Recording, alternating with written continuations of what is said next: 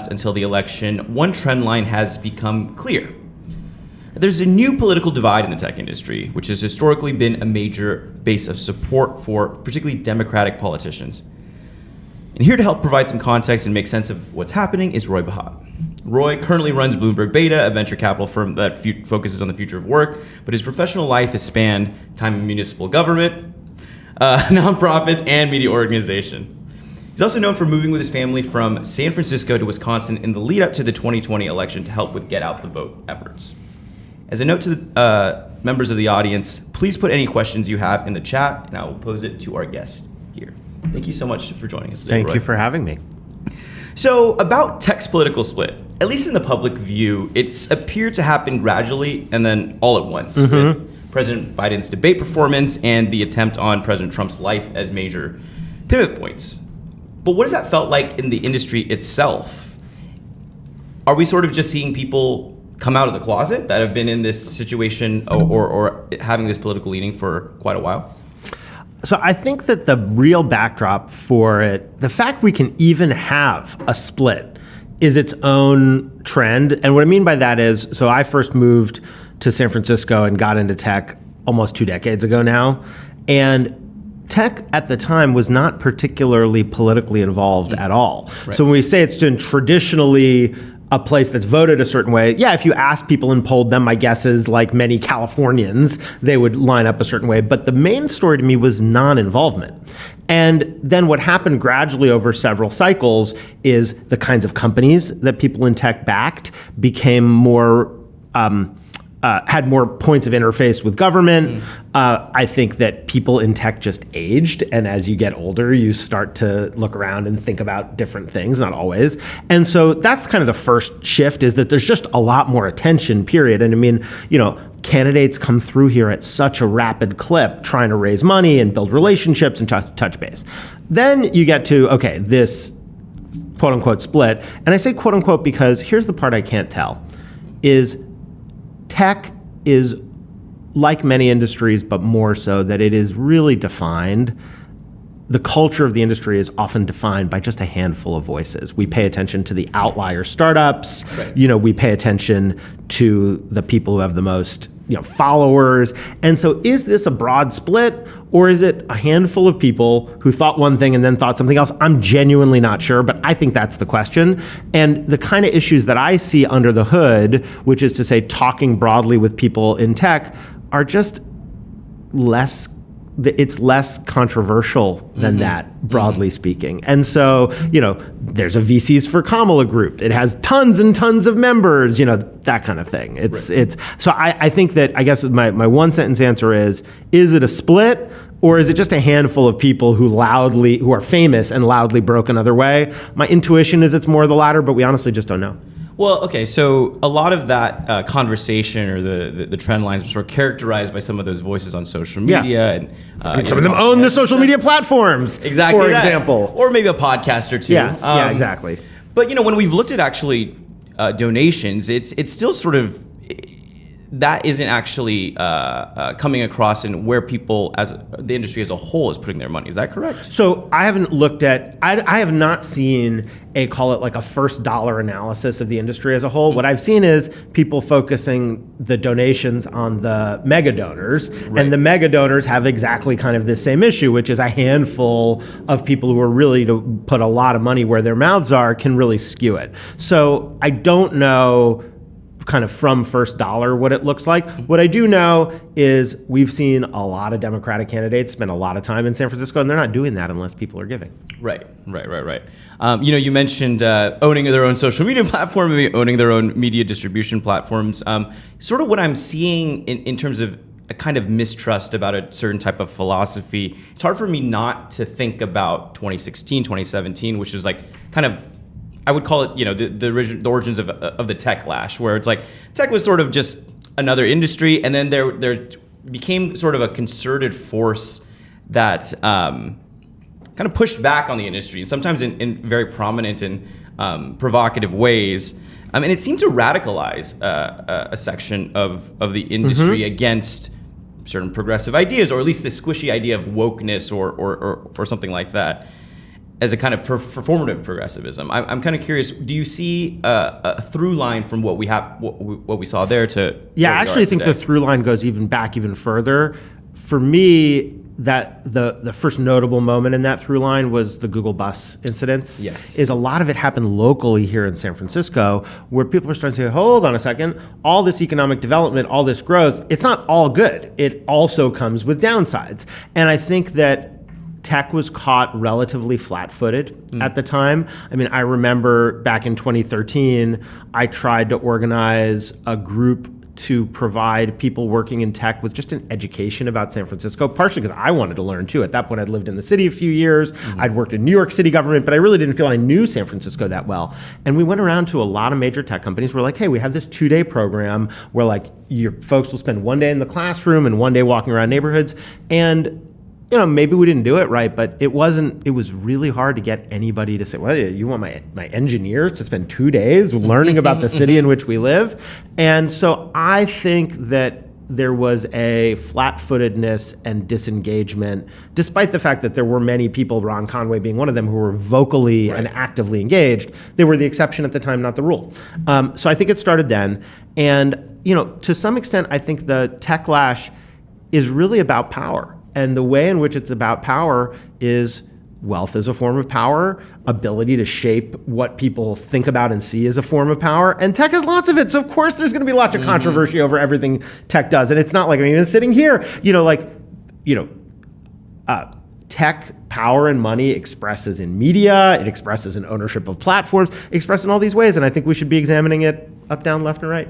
We talk about the local politics in particular. I remember talking to, just in terms of my normal everyday life, folks who worked in the industry back, during the last cycle or the cycle previously. And, they came to San Francisco mainly for their job. They were not that particularly interested in local politics. I think now I talk to a 25-year-old who knows about all these ballot measures and they can really speak fluently about the topics. I think that's definitely true. So I'm curious what's happening there. Is that because San Francisco has sort of become such a symbol of, let's say, a bunch of different things to different people? Or what is interesting? I think the first obvious part is that they felt the consequences. They get that government is going to do things like affect what their rent is going to be and the supply of housing. And then we have had this wave of people in tech beyond the bold-faced names who have really started to engage. And they've started to learn about things and get involved in civic issues. And so I think that's percolating, and I think that's really healthy. I mean, like I said, I come from New York and we spend part-time in Milwaukee. Those are both cities that have really vibrant, deep, and old civic cultures, which candidly, I think San Francisco, while it has some of that, is still building that muscle. Yeah, and part of that has to do with sort of the transitory nature of the folks who come here. Is that? I think that's right, although DC also has really transitory folks. So I think it partially has to do, who knows why? Some of it may be the counterculture of San Francisco, because LA actually has really deep civic culture too.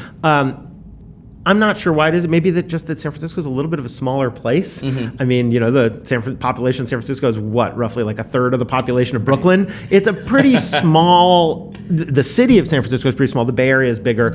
And to be honest, I don't really know why.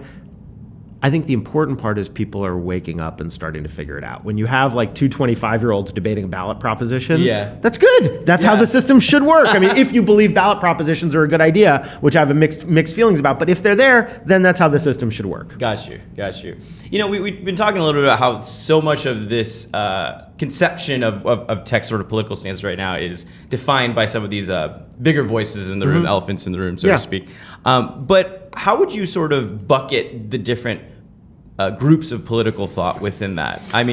There's obviously some. That's a good question. There's like an accelerationist sort of movement within the tech industry that is, pushing up against regulation and different forms of government intervention. And there's, sort of like the regulate us type. And there's a lot of folks in between. Yeah. So I'm not sure that there are actually well-defined camps.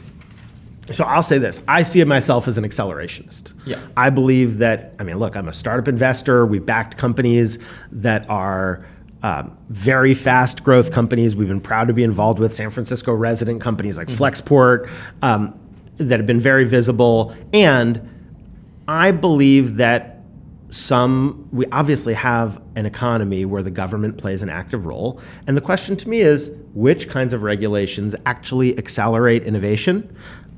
Because some of them can. Some of them can, obviously, by creating a level playing field or lifting up the bottom so more people can participate in the economy. But even, look, I look at something like CHIPS, the federal government legislation, the CHIPS Act, the CHIPS and Science Act. Funding science, government's actually kind of the first venture capitalist. And so Silicon Valley exists here in large part because of defense contracts in the 50s and the aftermath of that and government-funded academic research. So I think it's really silly to be in I'm for acceleration and that means government keep your hands off versus not. I think, I'm now going to list off a bunch of issues. Crypto is a big issue for many people. Vibes. I used to be able to get a meeting in the White House and Obama came to visit our office, but now we can't get our phone call returned. That's relationships, and in a sales context, you would say, of course, people's personal relationships matter. Same thing happens in politics. You do have AI regulation as another theme, people who care about antitrust and tech and taxes. I mean, there's a whole wide range of issues. The only place where I genuinely have seen, I guess I'd say, camps is, and it's a tough issue, is post-October 7th, a whole range of people have arrayed themselves around issues around Israel and Judaism. And I see in the Jewish community, and I've got an active Jewish set of Jewish communities that I'm a part of, including one WhatsApp group of Jews in tech, and there are many of them, some of them who saw this event was going to happen, so maybe they're listening to us now. But I'll just say, there you have, if you are a one-issue voter, and I'm not saying people are, but if you are, I'll exaggerate the point, and your issue is how an administration handles the Middle East, then there's more of a division of camps and points of belief. But with the exception of that, which is not a particularly tech issue, I mean, there happen to be people in tech who care about it, I don't actually think, I think there's just a bunch of people marketing themselves and branding in different ways. Sure. And yeah, they end up supporting one side or the other, but I don't think there are kind of clean segments that are honest. I mean, we're all in tech accelerationists on some form, for example. Right. It's hard to literally bucket people in these sort of small definitions. Yeah, and they fight with each other. It's the question to me is how much of that is just a Game of Thrones among bold-faced names fighting with one another. Well, on the bold-faced names issue, I mean, more than many elections I've seen in the past, people are just kind of going at each other in a different way. What does reconciliation sort of look like after that? Are these people going to still be able to work together, or is this all sort of a kind of a theater that they're doing? I think it's so. First of all, I think what's different is they all have platforms now, much more so than they had 15 years ago. Probably the same as 4 or 8 years ago. But they have platforms, and they love their platforms. Attention is a powerful drug. Here we are both having our hit of it right now. I think that for the most part, the next day, assuming the country is stable and there's not widespread civil disarray, I think the day after, people are going to shrug and be able to work together. I mean, I've definitely heard cases, I'll give you the counter evidence first, which I've definitely heard cases where somebody had committed to invest in a VC firm, and then the VC came out for one candidate, and then the LP was like, well, I don't know if I can support you anymore. It's I don't know, is it really going to affect your investment returns? Right. We're talking about mainstream candidates. It's not like somebody saying they're going to vote for, I don't know, Jill Stein or Chase Oliver or something like that. So that is a suggestion that it's in the air, but for the most part, I see these people continue to collaborate. They all work together. If they can make common cause on investing in a company, I think they'll set aside their barbs for the most part. I'd be surprised if not. I want to go into a couple of the topics that you mentioned. One of them was crypto. This is the first election. I am a low knowledge crypto person. I'll just warn you in advance. Well, this is the first election we're seeing crypto as a really defined political force. Totally. I mean, money. And, in some ways, they've sort of cowed members of Congress because they're like, I don't want to be labeled anti-crypto. I don't want, money flowing to my opponent. I mean, is there a defined philosophy that they have there? Or is it just, they kind of want to just be somewhat lightly regulated or maybe push a lot? I hear relatively consistent things from the crypto community, which is we want clarity. They say things, and again, I don't know the extent to which this is right because I'm not an expert, but they say things like the United States is the only major industrialized country where there isn't clarity about regulations around crypto. And so they just want to know the rules of the game so they can operate, which I think that's fair enough. But also I think there are valid public policy interests saying, I don't know if like the continued development of crypto is good for the typical American or not. You can make the argument both ways. And, I'm a crypto holder, so at least with my wallet, I've voted in a certain way, but I don't consider myself an expert. And then the other thing you mentioned is vibes. A lot of people like to think we're really debating policy and things like that. And particularly when we're talking about big money donors, big name donors, it is kind of based off of a relationship with an individual candidate, individual party, individual groups. And when I was listening to the podcast where Andreessen and Horowitz came out and said they were going to endorse Trump as a firm, that was one of the things they mentioned. They were like, well, we can't really get a meeting with the Biden administration. How much is the vibes of the Biden administration and in its sort of way it kind of alienated tech, kind of a part in this? Well, I'm going to separate vibes into two issues. The first one is just feelings about people and individuals. I think that's always going to matter. But the other one, which is relevant if you have a business interest, is access. Is a lot of these folks, believed that their ability to shape public policy depended on access. And when SVB went through what it went through, there was a lot of dialogue between Silicon Valley and the government about what was happening, mostly around, obviously people who had money at SVB were worried, but mostly around things like how much is SVB just serving tech? And the answer is it was in many, many other states. We had a founder we backed in Ohio who had her money at SVB, et cetera. But the access part really does matter, whether you like it or not. And I think that the Biden administration basically held a wall on it. Not entirely. They definitely had plenty of relationships, but it was different. And the vibes are already shifting on that. Right. And because I'm a masochistic journalist, I spend a lot of my time on X. But I'm so sorry. But probably one of the biggest, just for your mental health. Useful platform. We all spend a lot of time on. To camera. Don't. Well, and actually, I should acknowledge a bias there too, which is X acquired a company where we were the lead investor. There were one acquisition. So actually, we are small shareholders in X. But one of the big characters in this drama has been Elon Musk, and one of the big characters in every drama. Every drama. In his public statements, he has painted this contest as an existential threat, and sort of sharing a bunch of what many observers would call it misinformation. I don't know, It's so weird to see sort of influencer commentators that own their own platforms. Although maybe this is not just a new phenomenon, or it's just. Well, it's definitely not a new phenomenon. Historically, plenty of media businesses were owned by proprietors who had political views. Newspaper magnates. Yeah, exactly, example? that kind of thing. And in a way, actually, I think that the current model of media ownership that exists sometimes, like public companies that are media companies, is the exception, not the rule. Obviously, public companies are a later phenomenon, but we've had proprietorships for a very long time. So I don't think that's so much the issue. I think what's different now is the speed and breadth with which you can reach the general public with something bite-sized that may or may not be true is kind of terrifying.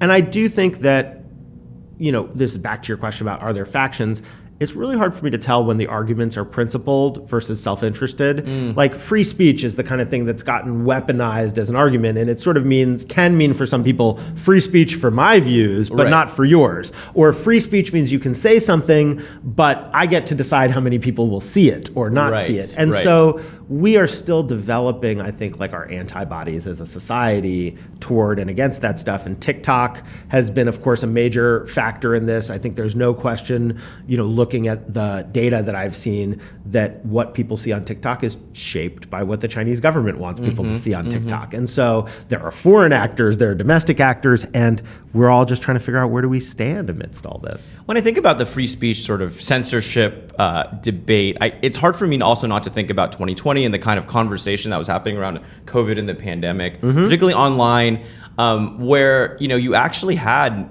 a lot of these big tech social media platforms come in and say, we're actually going to limit what people can say. And now there was obviously a reaction to that. Now they've pulled back a lot of those, let's say, firewalls, so to speak.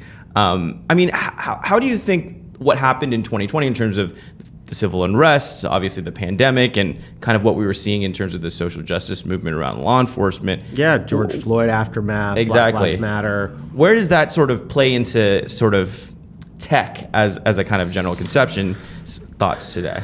It's a great question. I think that we have these popular ideas about free speech. So first of all, of course, like the First Amendment is about what government can do, not about private companies per se. And they come from, I guess I'd call it like college ideas, or salon society maybe is a more loaded way of putting it, where it's like, oh, in the contest of ideas, we should just be able to talk to each other and eventually the right ideas will come through. And I think that that's true. Of course, that's true. But what challenges that is, what if an idea that is factually false and dangerous can spread so rapidly that the marketplace of ideas doesn't have time, if you will? And I don't know how well the marketplace of ideas works over time, but let's assume it does. What do you do when an idea spreads that rapidly? And we just honestly don't know. We don't know where to draw the line, because it's clear that there are some things that are really dangerous and some things that are, apparently dangerous but not. And all these platforms are trying to do is set their different settings on the dial, and we just don't know. And I do think it's in large part, it's a technical, it's a policy problem for sure, and it's a technology problem of like identifying the things that are going to spread. What are they saying? And so I guess I feel like, well, ultimately, isn't it just always like some person or people or team or something essentially making a content moderation choice of what we're sure, they allowed? might make it systematically by Right. deciding what rules to enforce, or they might be making it individually in a particular case when it rises to that, and different companies trying to put in structures and oversight boards and that kind of thing. And I think the honest, boring answer is we don't know how to manage this stuff. Like everybody who claims like we know exactly what to do, people can point at stuff that they reasonably think is horrible and not. And I think in the aftermath of this election, depending on what the outcomes are, we're going to have a lot of discussion about what was healthy and what was not healthy. I think it'd probably be more about X than it will be about Facebook this time, but we'll see. I'm not sure. It's been about TikTok. I mean, the Congress has passed a law about TikTok, and so we'll see what happens on the enforcement of that law. Well, as was pointed out, that was essentially the only national federal technology regulation that they've passed in however long. Well, and I think that, you just get to how do you make these judgments? And I think that if you have a domestic powerful actor, a business or a person that is shaping things, it is different in kind from having a foreign government have similar kinds of influence, or at least we have an American culture where we say, no, it's worse to have a foreign government influencing us in this way. And so, to the credit of Congress, there was bipartisan, broad consensus on that being an issue. And I think that's right. And I think they took a very American action in passing the TikTok legislation. I'm going to move to one of these questions. Yeah, please. From CB, thank you for asking. Are you concerned that tech executives and their interests might be overrepresented in local politics due to their outpouring of donations to specific initiatives? Is this problematic? Essentially, is there an overrepresentation of tech interests in our local politics? Well, I mean, I think that's a general question about money in politics. Right. And I think we all wish there were less influence we don't all wish this. I wish there were less influence, broadly speaking, of money in politics. But you try to do public financing of campaigns, and it can sometimes have opposite effects in certain ways.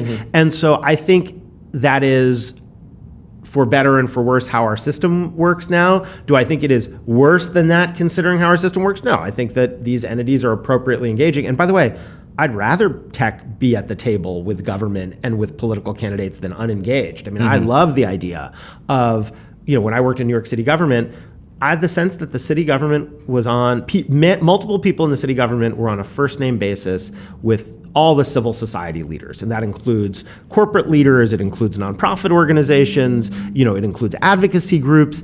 And at least in tech, I think that has much been less the case historically. And I think it's a good thing to have that dialogue.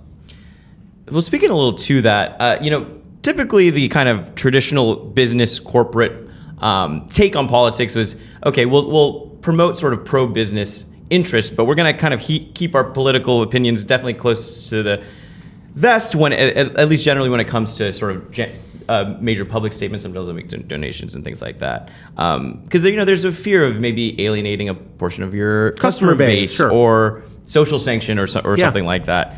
tech may be missing on potential deals or connections with specific investors or something like that. Has that changed?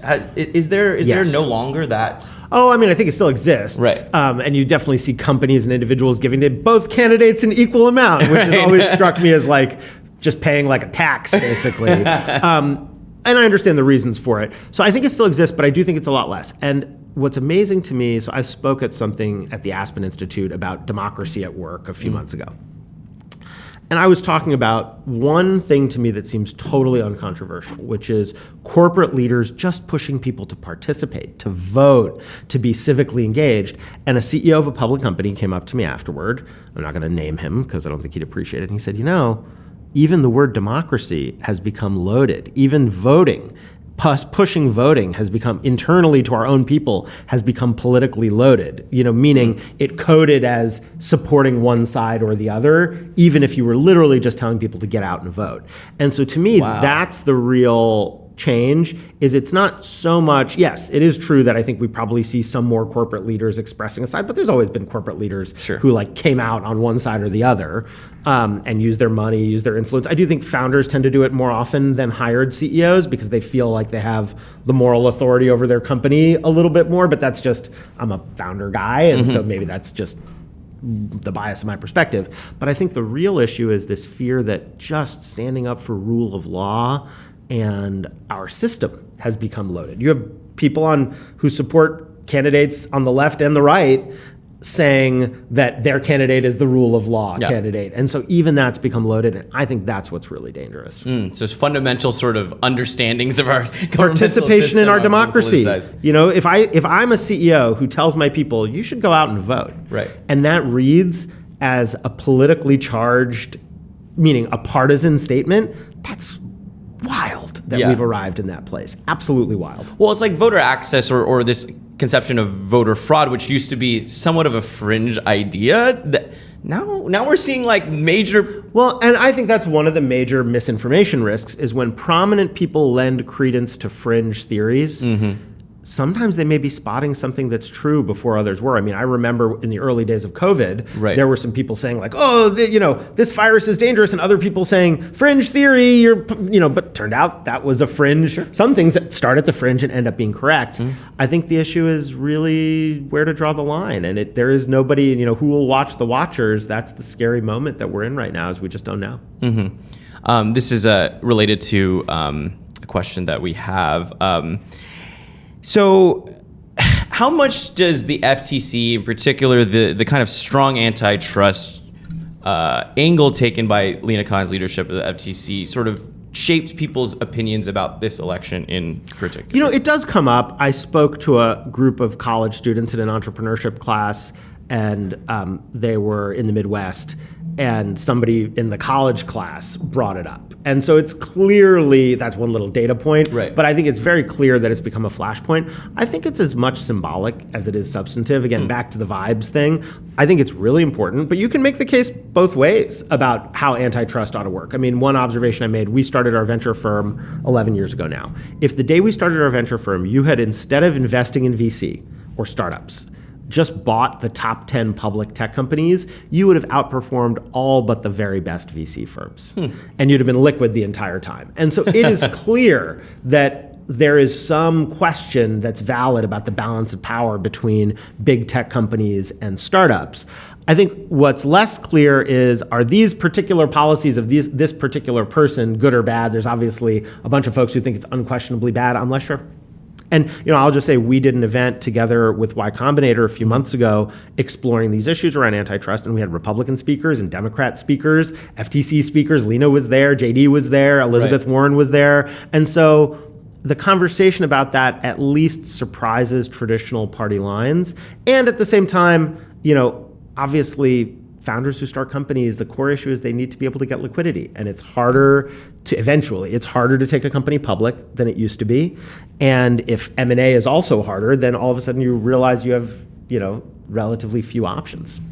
Speaking of that event, because I was reading some of the coverage of it, it was interesting to see alignment amongst the Y Combinators, accelerator types of the world, and Lina Khan, and making the argument that we are in a corporate environment where we have these large tech companies that are essentially monopolies in maybe in some of their fields, controlling a large portion of business, access to capital, access to information. And the argument made by Gary Tan and others is that, we want little tech to thrive. Is there actually kind of an interesting split between that little tech and big tech?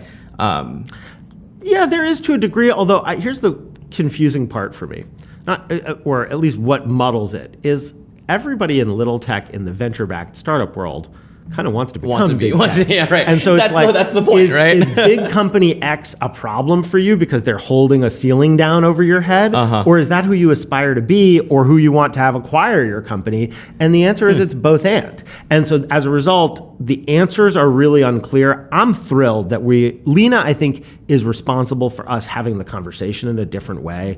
And I think that's a huge positive. I mean, I think the idea that the antitrust standard in the US moved away from, or is moving away from, only consumer prices being the evidence that you could have a corporate concentration of power is smart, because there are other forms of power. There's power over employees, there's power over suppliers, and I think it's really credit to this administration that they've introduced these issues.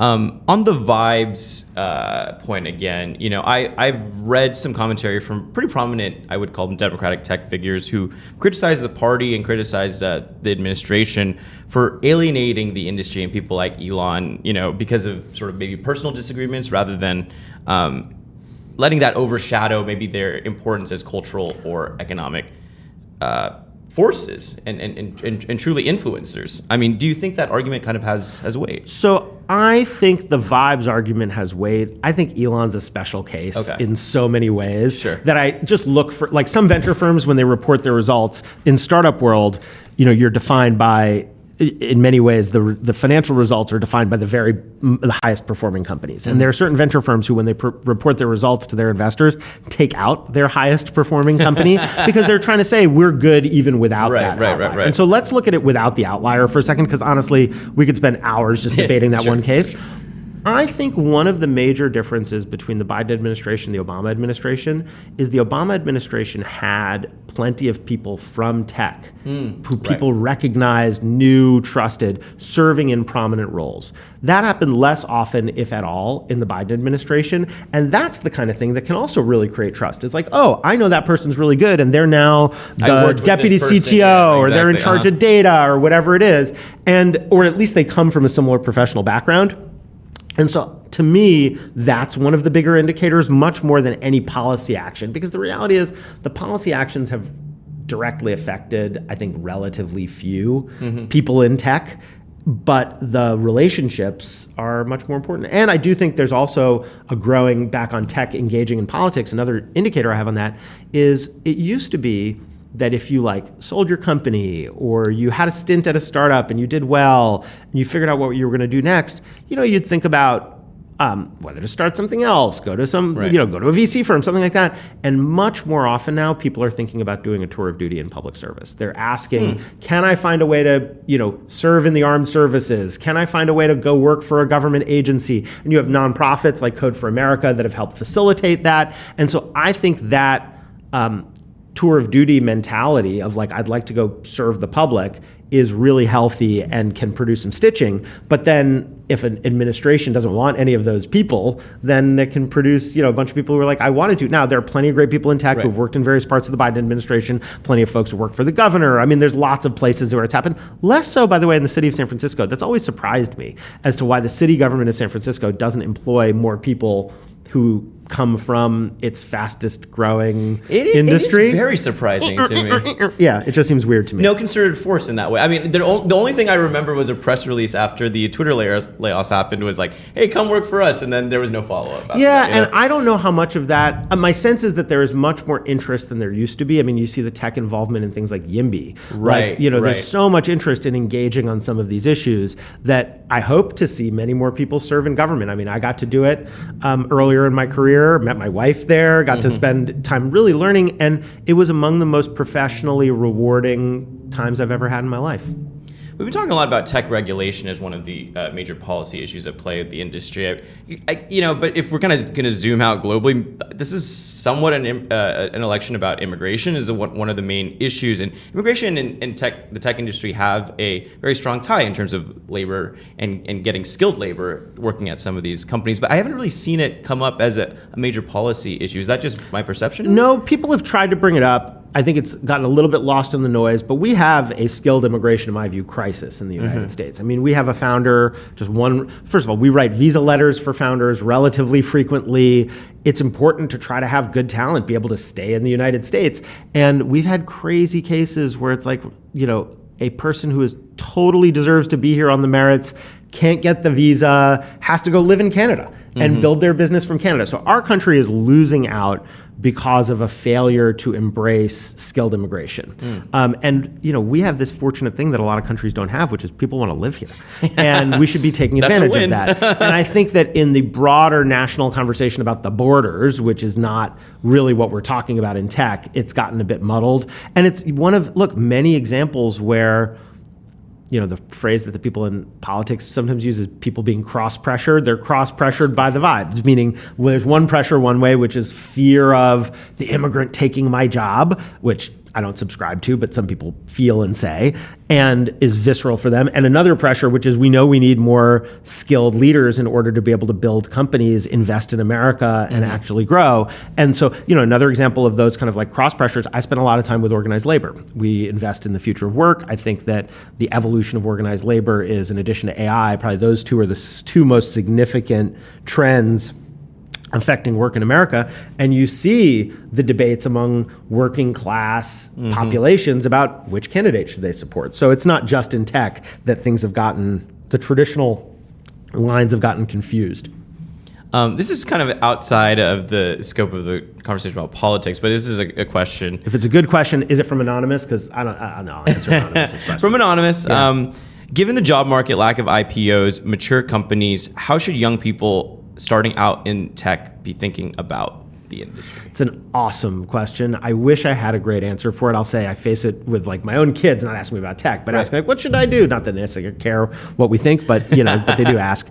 And the only thing I can say is that if you think you're going to have some simple one-line answer and it's going to last you your whole career, those days are long gone. And I think capacity to rapidly adopt new tools and learn them, regardless of whether you go to a big tech company, go to a startup, whatever you end up, be an investor, do something else.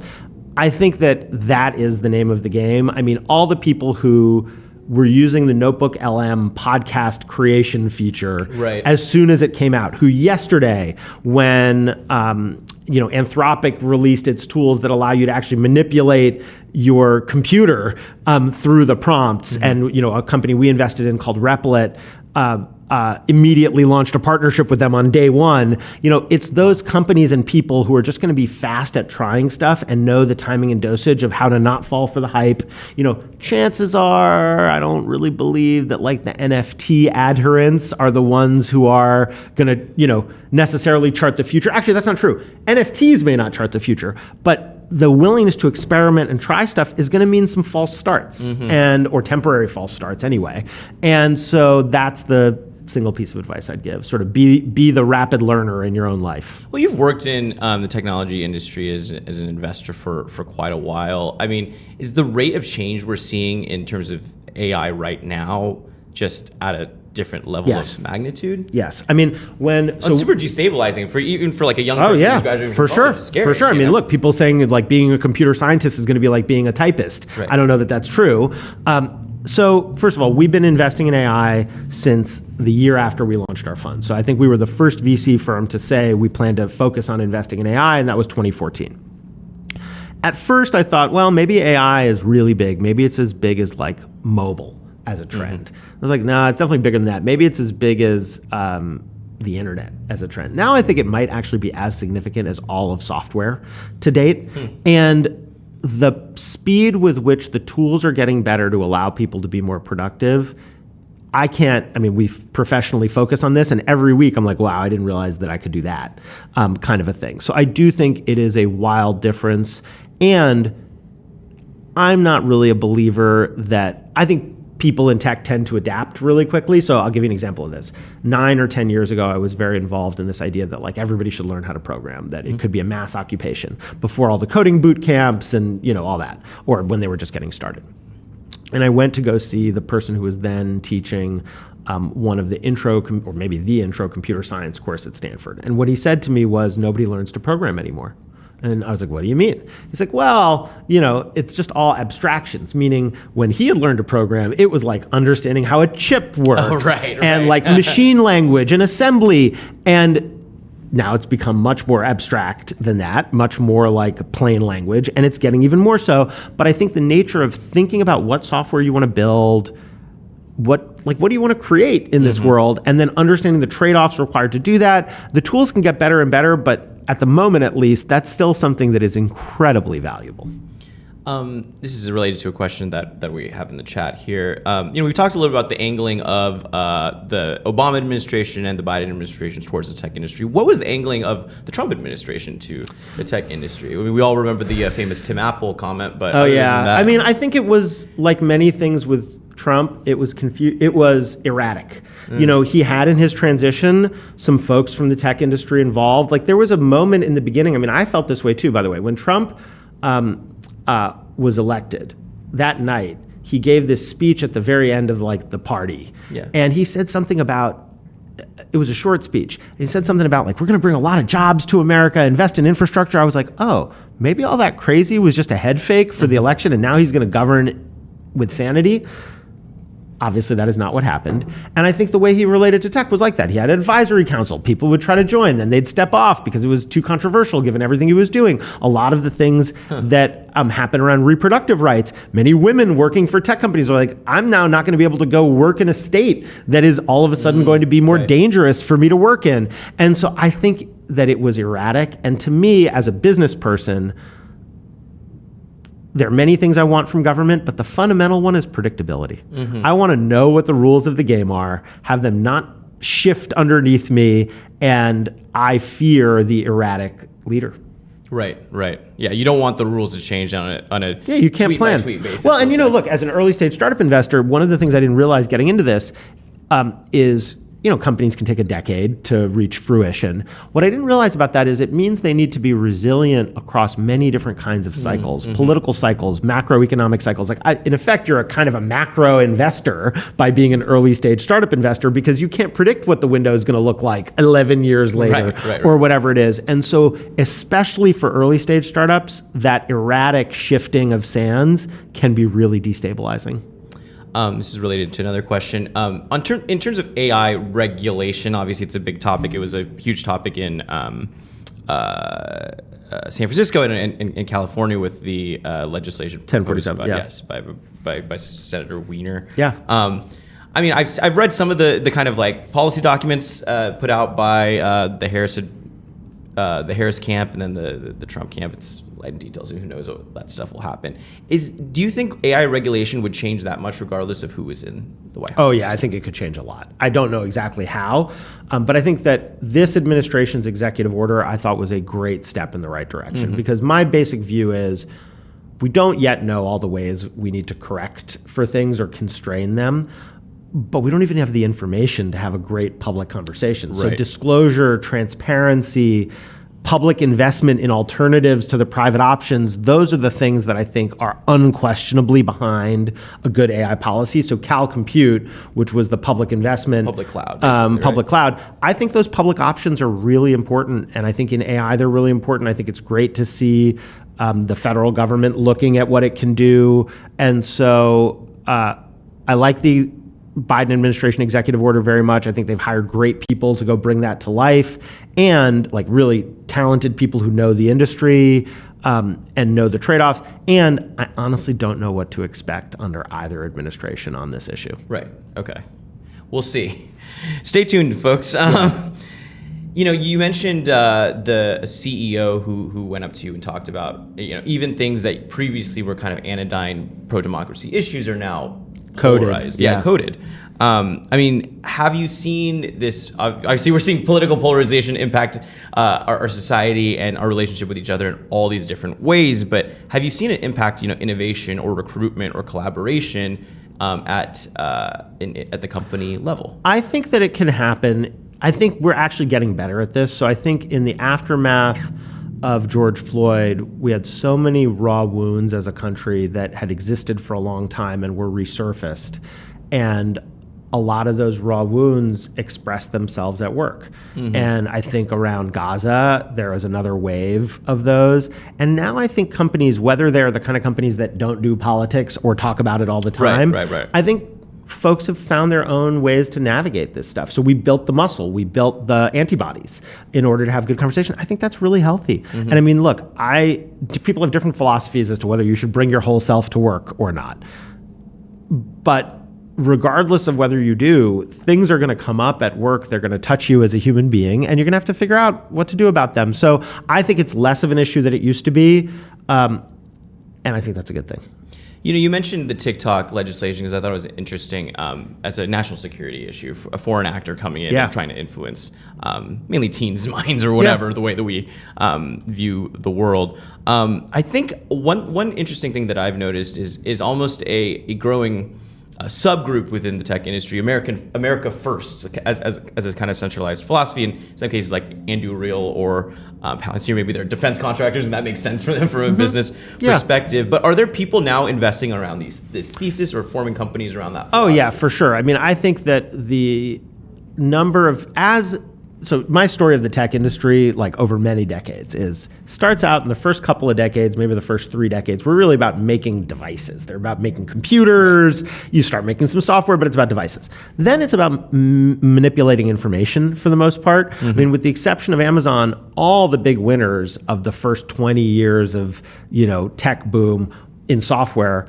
were companies moving information around. There were media companies. They were, they monetized through advertising or, ...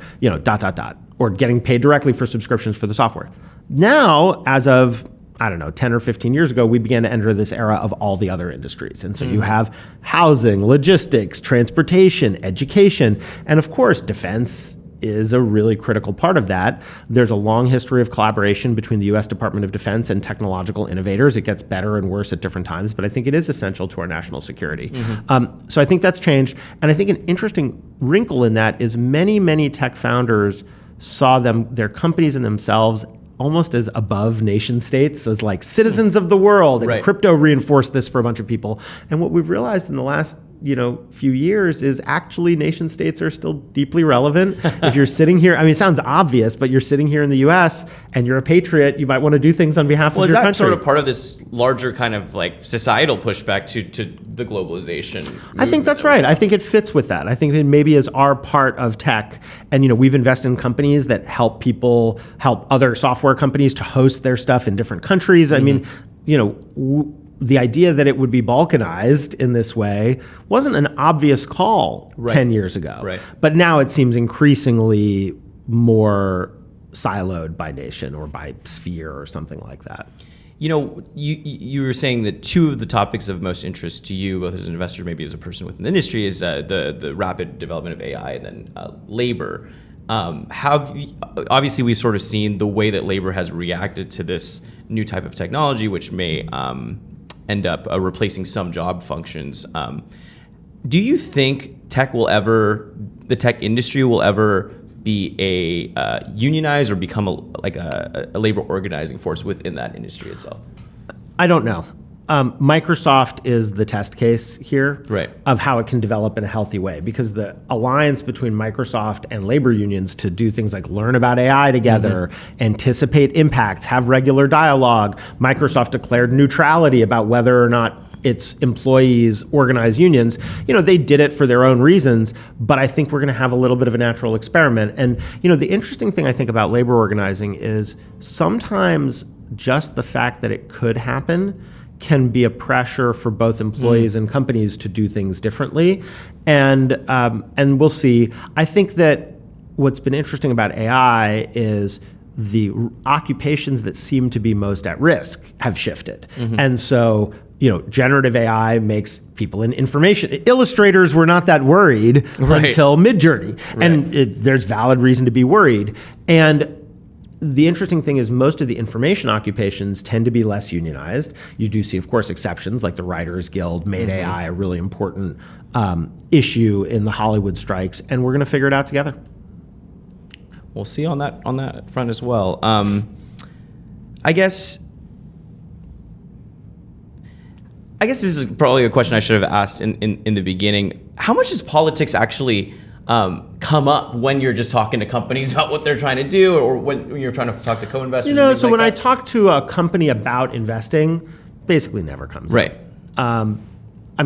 We'll sometimes ask about ethics questions that are, when we're public about this, you can go on our website and see the questions we like to ask along with a lot of other information. But one of the questions we like to ask is, if your company is successful, what's the dark underside? Right. Because there is always, or almost always, some dark underside. And we're not asking because we're expecting the founder to have it all solved on day zero before they even have a thing that's working. We're asking to just get a sense of how aware are they? I had a founder once sending me, but like, those are unintended consequences. We're not responsible for those. And I was like, I don't think that's how that works. And in the last 10 years of a conversation. Yeah, around that, so we'll engage in dialogue, but honestly, it hardly ever comes up. Okay. Yeah. Now, randomly talking to people in tech, catching up about things, people I've known for a long time, people know that I'm politically engaged, and so maybe it comes up relatively more often for me because of that. So one of the framing questions was like, tech is being a kind of democratic or liberal stronghold. You were maybe saying it's more tied to kind of a West Coast California ethos that sort of exists. And I don't think tech has ever been cleanly liberal in the way that, to the extent you could characterize it, and David Brookman's a professor at Berkeley, and he's done a bunch of research on this. Tech just had an idiosyncratic package of views that didn't cleanly align with any one particular party orthodoxy. And so tech's going to be weird, I hope, for the rest of time. Because if tech weren't weird, then I think we'd have a worse world. Competitive advantage of tech, Yeah, right? Look, I think it's like all these things, it's so boring to say, but it's timing and dosage. You want to be weird enough that you can see things before others see them and be willing to introduce them, but you want to be not so weird that you corrode the society and end up harming people. What are the major U.S. competitors in tech? I assume those are nation states, would be like China, things like that. Yeah, I think that there's no question that China is far and away to the extent you think of it as a competition, is the competitor. I don't always think of it that way. What I think about is China's national interests are not our national interests. There may be deep conflict in many, many ways. The animosity certainly seems to have grown. One of the major shifts, I think, in my life in tech is this part of the whole country going from like, let's work closely with China to, wait a minute, maybe we should compete. What I definitely think is in our national interest is the ability to produce the technology that we need. If we can't make chips in our country, if we can't do advanced manufacturing, we're just vulnerable. And I think robust systems don't have single points of failure, and we shouldn't have a point of failure that is a country that is a possible adversary. So one of the things that we've sort of seen in terms of the political polarization and the way that tech is sort of fragmented our information systems, sort of we're all in the kind of these individual information silos. Is there a way, particularly maybe once we get past the immediate contentiousness of this election, for tech to actually help engage us, bring us together? Have you seen evidence of that? I'm trying to be a little bit of an optimist on this front. I appreciate your optimism. If there is a way, I don't know what it is, and I would love to hear from the people out there. No, because I'll say, here's what, 2016 happens, right? Trump gets elected, and a lot of people caught by surprise. Of course, almost everybody's caught by surprise. And the number of people who pinged each other, me, others, in the immediate aftermath, like, we're going to go solve polarization. We're going to make a news service that shows both sides and only shows the truth or rate the truth. And I'm like, really? Is Zuck coming to your meeting? Okay, no, you're not going to fix it. And like, let's go rent an Airbnb and cook it up. And instead, what we did in our family, my wife and I got our friends together. We said, we don't know what to do, but we want to tell you what we're working on and hear what you're working on and just support each other. But I think there is this tech. Again, it's sometimes wonderful and sometimes to a fault, this like, we can solve anything. Just open up the IDE and give us a problem and we can figure it out and we can solve it. I don't have a good theory of how tech does that. I think that my theory of what does that is shared experiences do that. And we have very few national shared experiences. We don't have a shared TV show anymore. That kind of stuff, not reading the same papers. Right. And, a reason why I'm a big proponent of things like national service is because I think it can create an opportunity for people to have meaningful shared American experiences. Now, using some of these tech platforms using Instagram as a shared experience, but what we experience on it is not. And I think that's the currency of the realm for mutual understanding is people getting to know each other. One question here, and Yeah. we're getting to the end of our time, so if you have any questions, please put it in. What are your thoughts on the administration's efforts to make up ground on advanced manufacturing? I assume the CHIPS Act and related. I think they passed historic legislation and are now full force trying to implement it. I think it's hard to plausibly imagine that an administration could have done better for trying to make those investments and cultivate those relationships. I think it's some of the wisest industrial policy we've had in America in a very long time. And so we'll end with this closing question. If there's one takeaway you'd want people to have from this conversation, or the way that you're thinking about, this political conversation over the next couple of weeks and whatever the next 4 years may look like, what would that be? It would just be the typical do something, get engaged, learn the issues. Ideally, if you have some time, specialize in some issues that deeply matter to you and be the person who explains those issues, those candidates to your friends. We can't all be experts in everything, but you can pick something. And if folks don't know how to get engaged, I'm easy to find on the internet. Awesome. Well,